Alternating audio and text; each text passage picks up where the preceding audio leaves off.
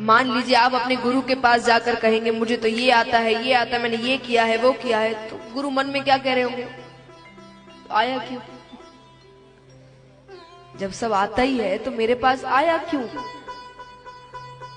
यानी वो आपको अच्छे मन से कुछ सिखा पाएंगे? वही आप जाकर कहोगे मुझे तो कुछ नहीं आता, मैं तो आप पर निर्भर हूं, आपको मुझे छोटी से छोटी चीज सिखानी है, तो उन पर अब एक तरीके की जिम्मेदारी आ गई कि ये मुझ पर निर्भर है, मैंने नहीं सिखाया कुछ तो ये शायद आगे नहीं बढ़ पाएगा। तो वो पूर्ण रूप से आपको छोटी से छोटी चीज सिखाते हैं।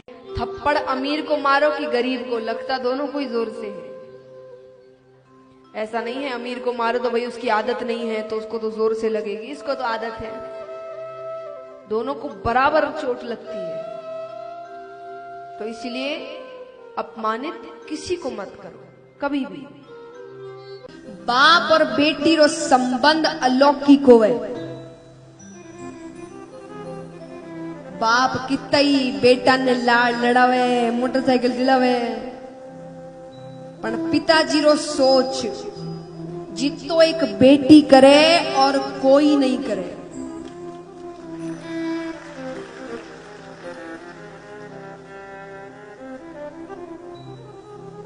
यहाँ कई युवा भी बैठे हैं, उनको बात थोड़ी बुरी लग सकती है, पर सच है। और ये सच आप उस दिन समझेंगे जब आपकी बेटी होगी और आपको भी वो सब में वही सबसे ज्यादा प्यारी होगी। तो ये सच्चाई है।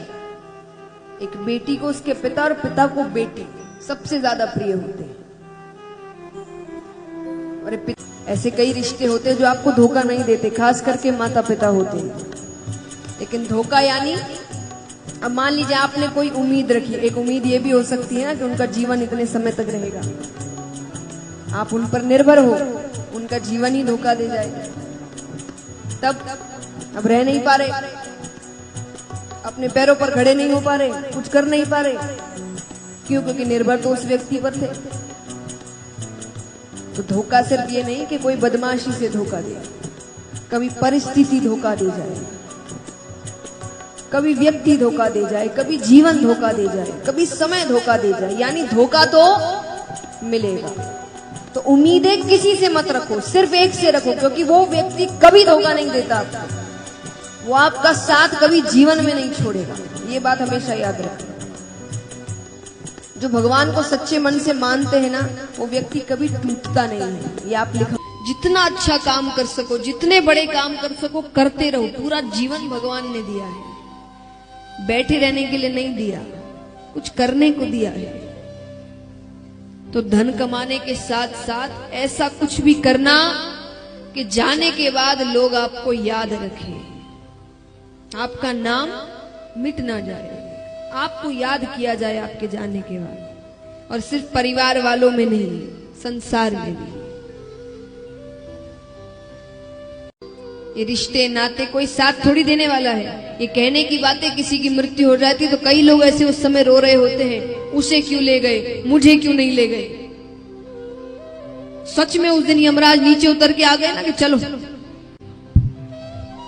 बड़ी शिकायत है ना, तुम चलो, उसको छोड़ता हूं मैं, तुम चलो,